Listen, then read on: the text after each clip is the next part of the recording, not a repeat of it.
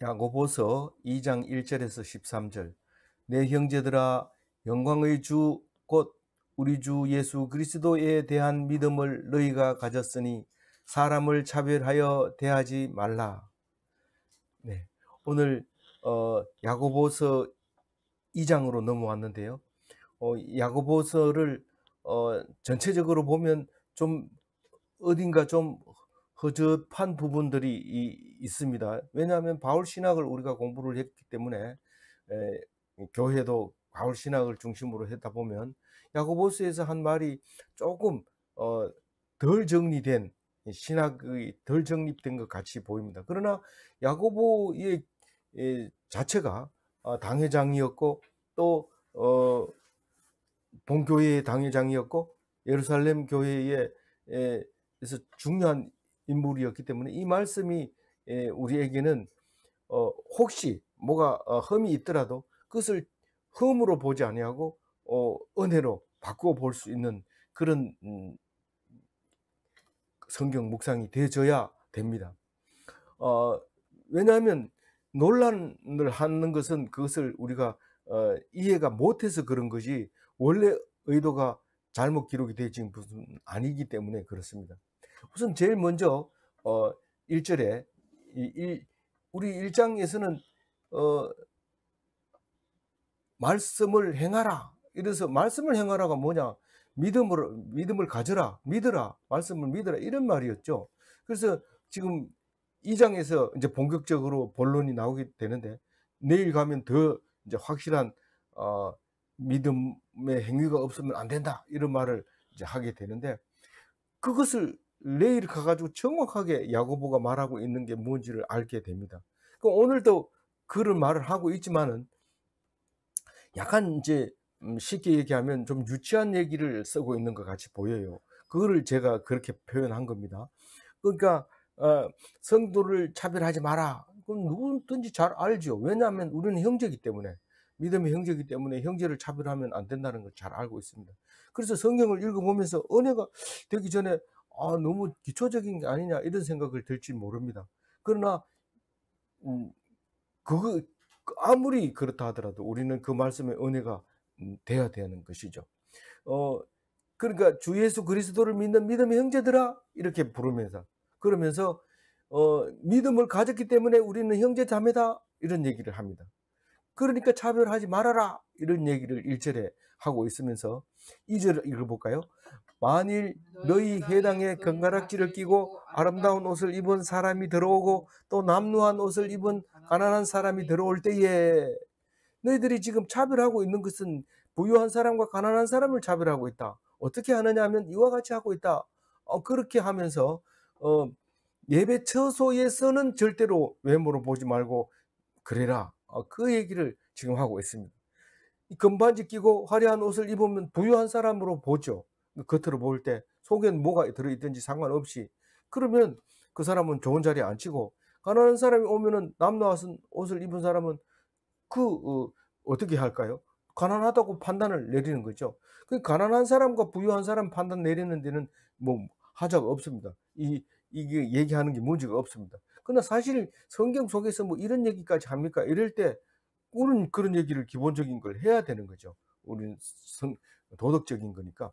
그럼 누구나 봐도 부유한 사람, 가난한 사람이 있는데 당연히 부유한 사람이 부유한 데 앉아야지 편하고 그렇지. 안 그러면 부유한 사람도 안 옵니다. 만약 똑같이 한다 그러면 한때는 우리 그 북한에서 교회를 세워놓고 처음 시작을 할 때 이 양반하고 쌍놈하고 한 자리에 앉아서 전부 예배를 드린다 하니까 아유 싫어가지고 나중에는 칸막이를 가운데 해놓고 예배당 가운데 칸막이 해놓고 양반 쌍놈으로 나눠서 이렇게 앉아서 예배를 드리기 또 했다고 하는데 이 야고보서를 읽어봤으면 그렇게 못했을 텐데 어쩌면은 야고보서를 읽고 교회 안 나왔을 수도 있어요.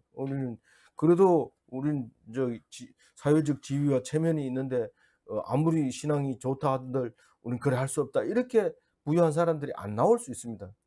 부유한 사람 안 나오면 그만이지 뭐. 누구 손해나 이러지만은 사실은 가난한 사람이면 누구 때문에 하나님께 은혜를 받느냐 하면 부유한 사람 때문에 은혜 받는다는 사실을 알아야 됩니다. 그래서 부유한 사람이 있어야 돼요. 그래야 남노한 옷을 입고 하나님이 존귀하게 여기는 것에 대한 가치를 알게 되는 거기 때문에 우리는 그거를 안 나오면 그만이지 뭐 이렇게 하는 게 아니라 우리는 그 사람들이 마음도 생각해 보면서 그렇게 이 성경을 읽어야 됩니다. 그러니까 오늘 말씀 속에서는 도대체 뭔 얘기하는 거야? 이런 생각이 들 수도 있습니다. 들 수도 있는 건데 잘 판단을 해야 되죠. 3절 읽어봅니다. 너희가 아름다운 옷을 입은 자를 눈여겨보고 말하되 여기 좋은 자리에 앉으소서 하고 또 가난한 자에게 말하되 너는 거기 서 있든지 내 발등상 아래 앉으라 하면, 이 발등상은 다른 데는 또 번역을 고쳤는데 이게 그냥 발등상을 그대로 놔뒀어요. 발등상은 발판을 밟고 올라가는 그 발등상이죠. 그게 발판, 말을 탈 때 말이 높기 때문에 밟고 올라서는 게 그게 발등상입니다. 그 발을 올려놓는 상을 발등상. 임금이 옥자에 앉을 때는 그 옥자가 높기 때문에 다리가 덜렁덜렁 놓으면 또 다리도 힘들기 때문에 다리를 얹어 놓는 자리가 발등상입니다. 그 밑에 앉아라. 내 발등상, 내가 발을 얹어 놓는 그 밑에 앉으라는 거예요. 근데 이게 뭐 당연한 거 아닙니까? 이렇게 말할 수도 있고, 특히 아름다운 옷을 입은 사람은 당연히 그렇게 얘기를 해야 됩니다. 내가 그리 지저분한 자리에 가서 앉겠냐? 이렇게 하는데 부자도 사실은 그런 생각을 하면 안 되고, 가난한 사람도 우리가 형제인데 뭐 이렇게 막 함부로 해서도 안 됩니다. 제가 그 80년대 태백에 강원도 있었는데 그 소장님은 우리 4,000명이나 되는 직원들의 소장입니다. 그러면 굉장히 높은 사람이죠. 그런데 우리 집사님이 그분 장로님인데 장로님 보고 교회 와가지고 그냥 막 농담하면서 같이 이렇게 놉니다. 그러니까 이거 교회는 좋긴 좋구나. 감히 만나보지도 못할 그런 분을 저렇게 하는구나. 그런 생각하면서 교회는 좋긴 좋구나 하지만 또 그것까지도 그 우리는 함부로 하게 된다면 그 교회가 또 다른 사람에게 질타를 받을 수 있는 부분들이 없지 않아 있는 것이죠. 그래서 우리는 이 말씀을 읽으면서도 잘 생각해 봐야 돼요. 그래서 이 야고보의 이 생각은 그 세상에서 하는 짓이다. 예배당에서는 그렇게 부유한 사람, 가난한 사람 이렇게 구분하지 말아라. 이렇게 말하고 있는 거죠. 왜 그렇느냐 하면 이러면서 성경을 불러가지고 오는 거죠. 4절 읽어봅니다. 너희끼리 서로 차별하면 악한 생각으로 판단한 자가 되는 것이 아니냐. 왜 그 악합니까? 순탄한 얘기가 아닙니까? 그렇지만 그것은 하나님을 떠난 생각이라는 거예요. 하나님을 떠난 생각. 하나님을 떠나면 뭐가 돼요? 악한 것이 돼요. 하나님이 무슨 생각을 했는데요? 하나님이 부자도 창조하고 가난한 자도 창조하고 그 특징대로 살 수 있도록 그렇게 해놓은 거 아닙니까? 라고 말하지만 하나님은 생각은 그거 아니다라는 겁니다. 왜 아니다라고 하냐면 이제 5절에 말할 거거든요. 말할 건데 하나님은 차별을 하는 게 아니라 오히려 가난한 자를 더 하나님은 사랑하고 있다는 것을 말합니다. 하나님이 가난한 자를 사랑하면 우리도 가난한 자를 사랑해야 됩니까? 하나님은 사랑하든지 말든지 우리는 무시하고 미워하겠습니다. 그렇게 하면 안 되는 건 아니지만 하나님을 떠나는 거기 때문에 믿음이 없는 거고 하나님 말씀을 순종하지 않는 것이 되기 때문에 그게 죄를 짓는다고 얘기를 하고 있는데요. 그게 말이 어렵습니까? 어렵지 않습니다. 잘 읽어보면은요. 5절 한번 읽어볼게요. 내 사랑하는 형제들아 들을지어다. 하나님이 이 세상에서 믿음에 부요하게 하시고 또 자기를 사랑하는 자들에게 약속하신 나라를 상속으로 받게 하지 아니하였느냐. 이 똑같은 얘기를 놓고 믿음으로 보는 것과 믿음으로 보지 않는 것이 있지요. 그러니까 이렇게 해야지. 성경 말씀이 이렇게 하니까 이렇게 해야지. 그리고 반대되는 이야기를 가지고 합니다.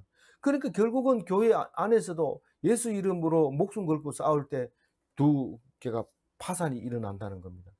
그런데 그 아무리 말씀대로 해도 가장 중요한 것은 싸우면 안 되는 거예요. 그 어떤 게 먼저 말씀이냐가 중요한 거지. 그것은 싸우면 안 되는 게 먼저입니다. 그래서 내분이 일어나면 무너지는 거죠. 귀신의 나라도 귀신끼리 싸우지 않습니다. 만약에 귀신 나라가 싸운다면 그게 어떻게 귀신 나라라고 할 수 있습니까? 싸우 뭐 귀신의 대왕이 귀신을 쫓아냈다. 이게 말이 안 된다는 얘기죠. 그러니까 우리가 중요한 것과 덜 중요한 것, 그것을 분별해야 되는데, 사랑하는 형제들아 들으라. 너희들은 내 사랑하는, 야고보가 사랑하는 12지파, 특히 이 유다 지파, 이 사람들을 좀 들어봐라. 그렇게 지금 이야기하고 있는 거죠. 세상에서 가난한 자를 택해서 믿음을 부여한 자에게 하시고, 이 말은 성경 속에 곳곳마다 있죠. 힘들고 어려우면 긍휼로 말미암아, 불쌍히 여김으로 말미암아 부유하게 된다는 사실을 다 알고 있습니다. 하나님은 우리를 부유하게 하는 것은 우리가 어떻기 때문에 부유하게 한다고요? 가난하기 때문에 우리를 믿음으로 부유하게 만들어 주시는 거죠. 가난한 자는 복이 있나니, 이런 말은 하나님이 천국을 께서 부유하게 만들어 주게 하려고 그런 거죠. 근데 그게 그냥 이루어지는 게 아니고, 자기를 사랑하는 자에게 약속하신 나라를 상속으로 받게 하지 아니하셨느냐, 이렇게 말할 때 사실 이 속에 많은 뜻이 있죠. 가난한 사람이라야 약속을 했습니까? 그렇게 물었을 때 꼭 그렇지는 않다고 얘기를 합니다만은, 사실은 그렇다는 거예요. 가난해야 된다는 거예요. 겉으로는 부자도 천국 갈 수 있다, 이렇지만 하나님이 하신다 이러지만, 사실을 자세히 보면은 부자는 천국 못 갑니다. 가난한 자만 갑니다. 그렇게 되어 있습니다, 성경 속에. 화내실 분이 혹시 이 중에도 계실지 모르지만 절대로 그렇습니다. 그래서 가난한 자에게 무슨 약속을 했느냐면, 천국을 너희들에게 약속을 한 거예요. 언제부터 했는데요? 창세 전부터 했습니다. 그러면 누구나 믿을 수 있다 해놓고 왜 처음부터 약속해놓고 속이는 겁니까? 처음부터 그래 놓았으면 될 거 아닙니까? 속이는 게 아니라 비밀로 붙여놨다. 하나님이 우리에게 다 가르쳐 준 게 아니고 항상 비밀로 숨겨놓은 것이 있는데, 그게 택한 백성이 누군지를 우리는 알지 못하게 해놨다. 그리고 하나님 나라가 오는데 언제 올지 모른다는 것과, 그것을 두 가지를 우리에게 비밀로 해놨다. 그런 얘기를 하게 될 때에, 하나님도 비밀이 있구나. 우리는 그 비밀이 뭔지 우리 믿을 수가 없어. 안 믿어도 됩니다. 그런데 안 믿으면 손해입니다. 믿어야 됩니다. 안 믿으면 뭐가 손해야? 믿어가지고 잘못된 게 다 손해지. 잘 생각해 보세요. 믿어서 손해 난 것은 하나님이 다 책임져 줍니다. 믿으시기 바랍니다. 처음부터 약속되어 있는데 우리는 비밀로 붙여놓은 것 때문에 그 약속으로 나라를 상속받게 하는 것입니다. 나는 그러면 약속 받았는지 안 받았는지 어떻게 알 수 있어요? 아니, 비밀이라니까요. 그런데 만약에 믿음이 안 가거든 기도하시면 됩니다. 그리고 내가 하나님 나라를 상속받는다는 믿으면 그건 믿음이 있는 거고, 없으면 없는 거고, 상대방에게 물어볼 필요도 없고, 물어봐도 안 되고, 물어도 대답을 못 하는 거죠, 상대방은. 오직 믿음만 나만의, 하나님과 나만의 두 사람의 비밀인 거죠. 다른 비밀이 없는 거예요. 6절 읽어봅니다. 너희는 도리어 가난한 자를 업신여겼도다. 부자는 너희를 억압하며 법정으로 끌고 가지 아니하느냐. 요 말이 좀 오해할 수 있어요. 그 사람들이 너희들을 법정으로 끌고 가니까, 너희들은 부자를 뭐 특별 대우해 주지 마라, 이렇게 지금 쓰고 있는 것 같이 보여요. 근데 그 사람들이 너희들이 걱정이 대답하면 잘해줄 것 같으냐, 뭐 이런 말이라고 읽으면 되죠. 이게 그런 얘기예요. 그래서 가난한 자를 너희는 도리어 가난한 자를 업신여겼는데 부자는 너희를 억압했다.'는 거죠. 이건 모르는 사람 누가 있어요. 가난한 자는 업신여기고 우리를 억압하니까 좀 잘 봐 달라고 높은 자리에 앉아 주는 거고, 힘이 있으니까 좀 어 우리가 잘 하는 거죠. 그렇지만 이것은 음 그 야고보서 생각에 야고보는 지금 그런 얘기를 하는 것처럼 우리가 읽어져요. 법적으로 끌고 가지 않느냐. 그러니까 너희들은 가난한 자를 업신여기지 말고 부자를 업신여기라.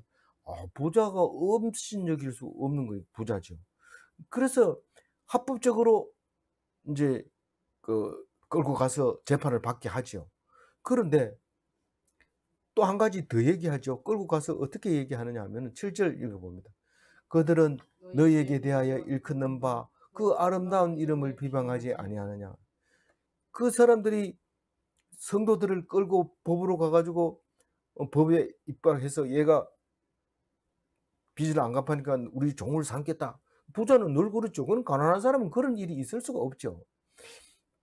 그 얘기를 하고 또 7 절에서 얘기는 끌고 가 가지고 일도 못 하는 게, 돈도 없는 게 뭐 하나님 믿는다고 이렇게 얘기한다는 거예요.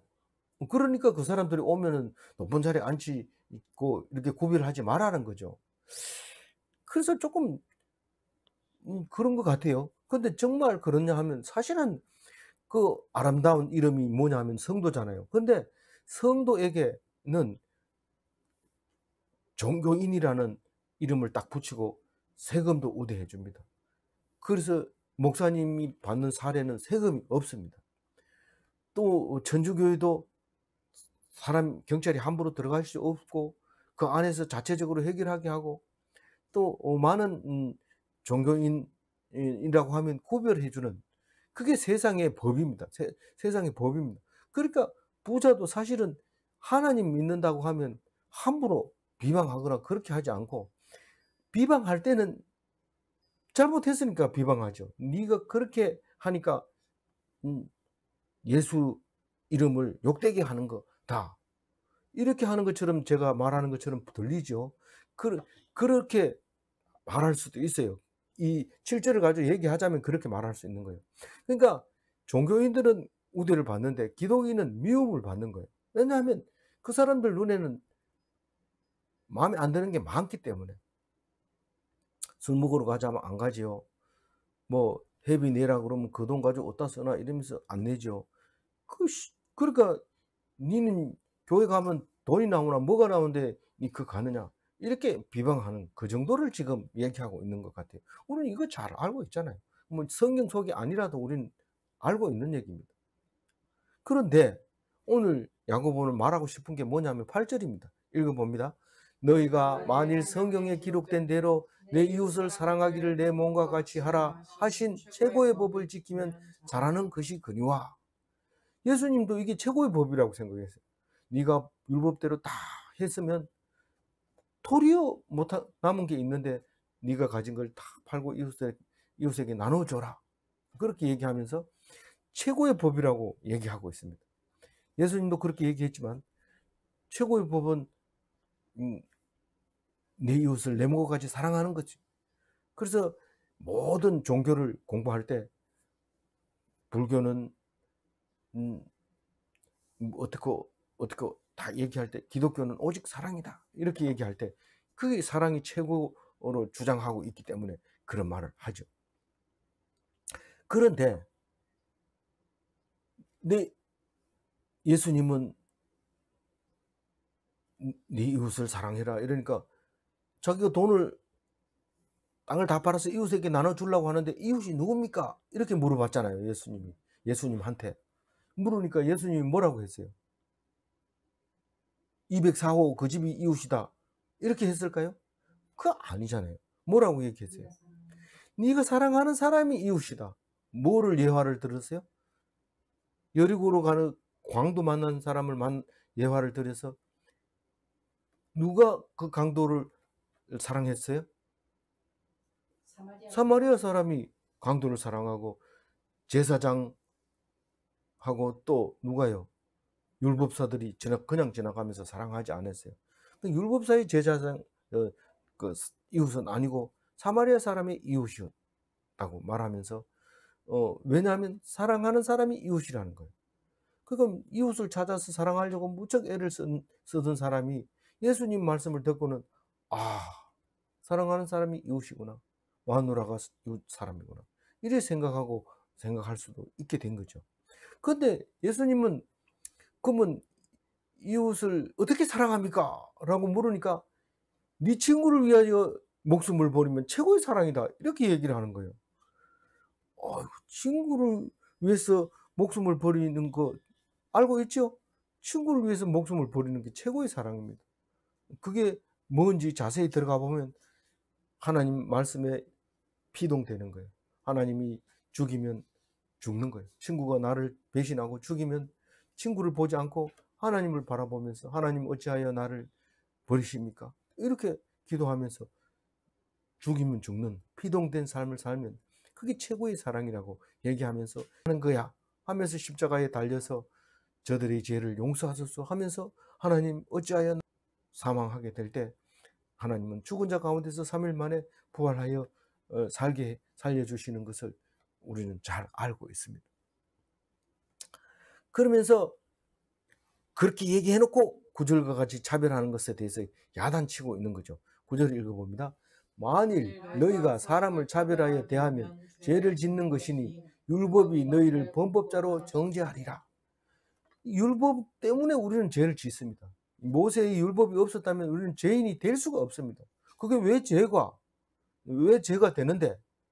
우리가 교회 처음 나가가지고 하나님이 너희 죄를 위해서 죽었다 이랬는데 그거는 참 좋은 얘기라서 아멘 이러고 믿습니다 이랬는데 자꾸 설교할 때마다 죄인이라고 하니까 내가 뭘 죄를 졌는데 내 교회 안 가면 그런 소리 안 듣는데 나보고 자꾸 죄를 지었다 하는데 약간 좀 찔리긴 하지만 아무도 모르는 건데 왜 자꾸 모르면서 얘기를 하냐 그러면서 점점 좀 기분 나빠지는데 이랬는데 사실 그 죄를 말하고 있는 거 아닙니다. 원래 우리가 가지고 있는 죄를 말하고 있는데 아무리 깨끗하게 해도 죄를 안 지을 깨끗하게 하면 안 지을 수 있어요? 없어요. 로마서 3장 20절에 그렇게 말하고 있어요. 읽어볼까요? 로마서 3장 20절. 그러므로 율법의 행위로 그의 앞에 의롭다 하심을 얻을 육체가 없나니 율법으로는 죄를 깨달음. 율법으로 내가 의롭게 되려고 하면 절대로 안 된다. 내가 이웃 사랑을 안 했기 때문에 죄인이 되는 게 아니라 이웃을 차별했기 때문에 내가 죄를 짓는 것이 아니라 사실은 오직 믿음이 없어서 죄를 짓는 것이고 사망할 수밖에 없는 것인데 오늘 야고보가 이렇게 말할 때 이게 또 뒤돌아가는 건 느낌이 들잖아요. 근데 어쨌든 율법이 없으면 범법자라는 사실을 몰라요. 자기 스스로가. 그래서 왜 범법자냐? 하나님을 떠나서 사람을 차별했기 때문에. 하나님은 오히려 가난한 사람을 사랑하고 있는데 너희들은 하나님을 사랑하는 자를 너희들이 미워했기 때문에 범법자라고 이렇게 말하고 있습니다. 그러나? 이렇게 생각할 때 10절과 같이 아주 다부지게 못을 박아 버립니다. 아주 가슴 아픈 얘기를 하고 있습니다. 10절 읽어봅니다. 누구든지 온 율법을 지키다가 그 하나를 범하면 모두 범한 자가 되나니.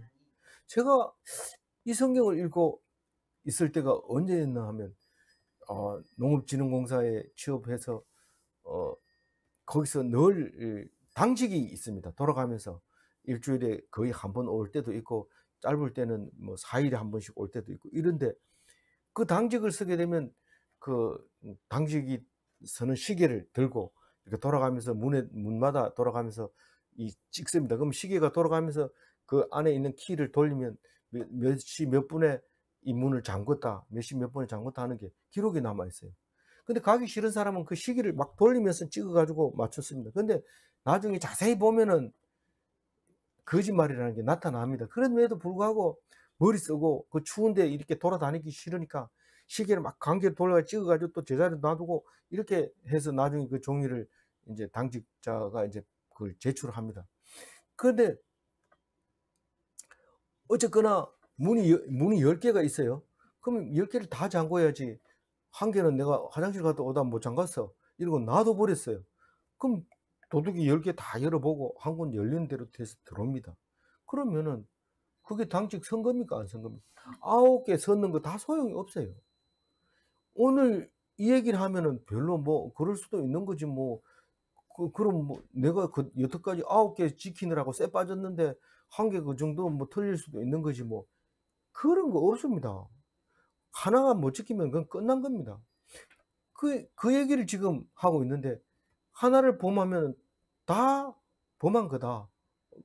그러니까 율법의 행위로는 그거 할 수가 있는 육체가 없어요. 그러니까 오직 믿음밖에 없어요. 근데 그 얘기를 지금 어 해야 되는데 사실 믿음을 강조하기 전에 믿음으로만 있다 하고 행하지 않는 것이 있으면 안 된다. 그 얘기를 지금 하고 있는 거죠. 그래도 우리는 이게 잘 알아들어야 돼, 이 말을. 11절 읽었나요? 이 11절 읽어봅니다. 간음하지 말라 하신 이가 또 살인하지 말라 하셨은즉 네가 비록 간음하지 아니하여도 살인하면 율법을 범한 자가 되느니라. 이거 지금 다 얘기한 얘기인데 마태복음 5장 28절에는 간음에 대해서 얘기합니다. 나는 간음 안 했다 이러지만 사실 예수님은 간음 아니하여도 살인하면 이랬는데 간음 아니한 사람이 없습니다. 뭐 살인 얘기까지 안 가도 됩니다. 내가 무슨 살인을 그러니까 난 죄가 없잖아. 살인 안 했다. 미워하면 살인이죠. 미워하면 살인이고 음욕을 품으면 간음이고. 마태복음 5장 28절 읽어봅니다.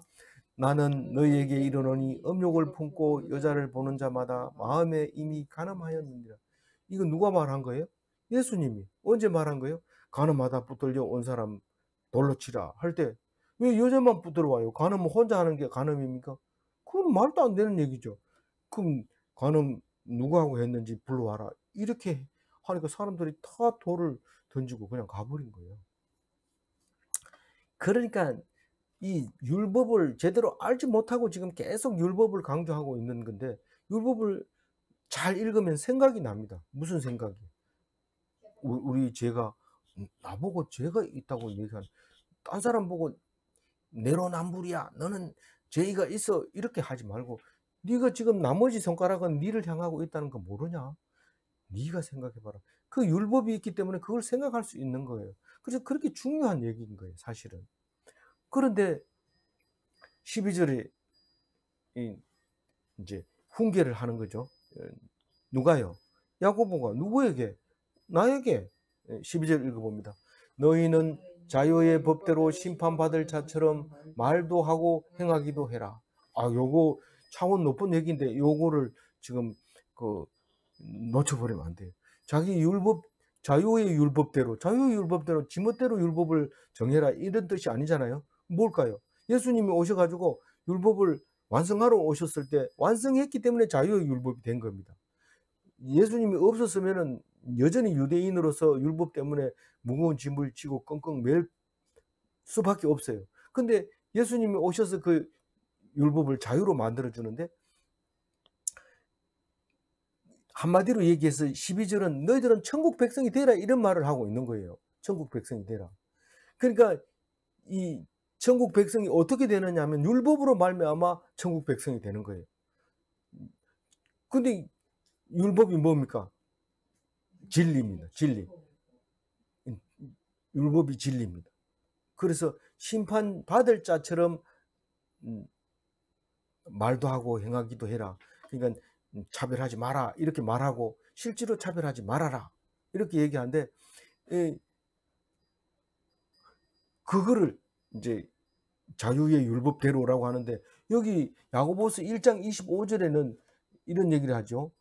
자유롭게 하는 온전한 율법을 들여다보고 있는 자는 듣고 잊어버리는 자가 아니요 실천하는 자니 이 사람은 그 행하는 일에 복을 받으리라 이렇게 얘기합니다. 그러니까 성경을 자꾸 들여다보면은 그게 사람을 자유롭게 하게 되는데 그것은 믿음에서 나오는 거죠. 그래서 그 믿음으로 복을 받게 된다는 것을 12절에 하고 있는 거죠. 좀 어렵습니다. 이거 고린도후서 3장 6절 한번 읽어봅니다. 같이 읽어볼게요. 그가 또한 우리를 새 언약의 일꾼 되게 하여 하셨으니 율법의 조문으로 하지 아니하고 오직 영으로 함이니 율법의 조문은 죽이는 것이요 영은 살리는 것이니라. 이게 그 바울 신학에서는 많이 나오는 이야기입니다. 우리 그 율법의 조문이라는 것은 십계명 뭐 거기에 딸려 있는 비슷한 이야기들 전부 다 합해서 율법의 조문이라고 하는데, 그걸로 하는 것이 아니라 영어로, 은혜로, 성령으로 그것을 말해라는 거죠. 말하라. 그러니까 율법으로 딱딱하게 네가 그렇게 하지 말아라. 너희들은 차별하면은 너희들 죽는다. 이렇게 말하지 말고 우리는 같은 형제 아닙니까? 이렇게 말하는 건 완전히 딴판. 이렇게 우리는 형제 아닙니까? 우리는 동등해야 안 됩니까? 그러니까 똑같은 이 긴 의자에 앉으면 되겠습니다. 이렇게 말할 때 우리는 그렇게 말하라고 하는 겁니다. 율법에 말하면 너희들은 차별하면 벌받아. 그러니까 차별 안 해. 이렇게 하지 말고 우리는 나는 형제 아닙니까? 이렇게 얘기를 하는 거예요. 그 형제 자매에게 뭐 간음죄가 있습니까? 뭐 살인죄가 있습니까? 형제 자매는 도와줘야 되고 살려줘야 되는 거기 때문에 그런 거죠. 그게 은혜로 말하는 거고 사람을 살리는 거고 영으로 말하는 거다. 그 얘기입니다. 마지막 절 한번 읽어봅니다. 긍휼을 행하지 아니하는 자에게는 긍휼이 없는 심판이 있으리라. 긍휼은 심판을 이기고 자랑하느니라. 이 자랑하는 것, 이건 이제 기뻐하느니라. 다른 번역에는 다 그랬어요. 여기서만 자랑하느니라 이렇게 썼는데, 긍휼을 여기지 아니하는 자에게는 긍휼 없는 심판이 있으리라. 네가 긍휼을 안 베푸면 너는 하나님께서 심판하실 때 긍휼 없이 바로 죄인으로 지옥에 보내버릴 거야. 그러나 네가 남에게 긍휼을 베푸면 네가 하나님께서 너를 긍휼히 여기고 불쌍히 여겨서 그 죄를 사하여 주시고 구원해 주실 거야. 이런 말을 지금 13절에 하고 있는 거죠. 그래서 그거를 심판을 이겼다고 표현을 하고 있는 거예요. 하나님이 긍휼히 여김으로써 너희 죄를 사해 준 거를 심판을 이겼다고 해요. 그러니까 그 기뻤다는 얘기를 자랑하느니라 이렇게 번역한 거죠. 그런 말인데, 사실 그 야고보서 1장 25절 끝에 그 행한 일에 복을 받으리라 했을 때 그 행한 일이 뭐냐면 믿는 것이고 기도하는 것이고 말하는 것이죠. 하나님이 나를 사랑하시고 나의 죄를 속해 주셨다 하는 입으로 말하는 그 고백이 행한 일이죠. 그 행한 일이죠. 믿음이 일이죠. 근데 복을 받는 것은 하나님이 복을 주는 거죠. 하나님의 하늘에서 주는 복이죠. 특별 은총이죠. 그걸 주겠다는 거예요. 받는다는 거예요. 그래서 우리는 긍휼이 없는 자는 긍휼 없는 심판을 받고 긍휼이 여기는 자는 심판 없는 구원의 기쁨을 얻는다. 이런 얘기를 할 때 어떤 말씀이 생각나냐면, 긍휼히 여기는 자는 복이 있나니 그들이 긍휼히 여김을 받을 것이요. 언제 긍휼히 여김을 받습니까? 마지막 심판 때에 긍휼히 여김을 받는다. 그런 말을 하고 있는 것이죠. 그래서 오늘 말씀은 8절 가지고 얘기를 해봅니다. 8절 다시 한번 읽어볼게요. 너희가 만일 성경에 기록된 대로 내 이웃 사랑하기를 내 몸과 같이 하라 하신 최고의 법을 지키면 잘하는 것이 거니와. 그렇게 말할 때 세상은 사랑을 잘 모릅니다. 어떤 게 사랑인지. 우리는 사랑을 잘 압니다. 완전한 말씀에 피동되는 거죠. 그래서 우리는 뭐라고 하느냐면 친구를 위하여 목숨을 버리는 것이 최고의 사랑이다. 이렇게 말할 수 있는 겁니다. 어떻게 그렇게 해요? 성경 속에 다 있어요. 하나님께 피동되는 것이다. 아무쪼록 이 말씀으로 자유하게 하시기, 자유를 얻으시기 바랍니다. 진리가 자유를 얻습니다. 이 성경 속에 자유가 있는 것입니다. 그런 자유를 얻는 오늘 하루 되시기 바랍니다. 기도하겠습니다. 하나님 감사합니다. 우리에게 야고보서를 통해서 또 긍휼히 여기는 자를 생각나게 하시고 또 긍휼이 없는 자가 당할 심판을 생각나게 해 주셔서 오직 사랑만이 우리가 살 길인데 그 사랑할 줄 몰라서 엉뚱한 짓을 하고 오해한 것을 용서하여 주시옵시고 오직 말씀에만 붙잡혀서 하나님이 하라고 한 대로 할 때에 고난도 오고 역경도 오고 환난도 당하지만 오직 하나님이 주시는 그 마지막에 얻을 그것과 좋게 비교할 수 없는 것을 생각하게 하시고 택하게 하여 주옵소서. 주님, 오늘도 온전히 주님께 맡깁니다. 인도하여 주옵소서.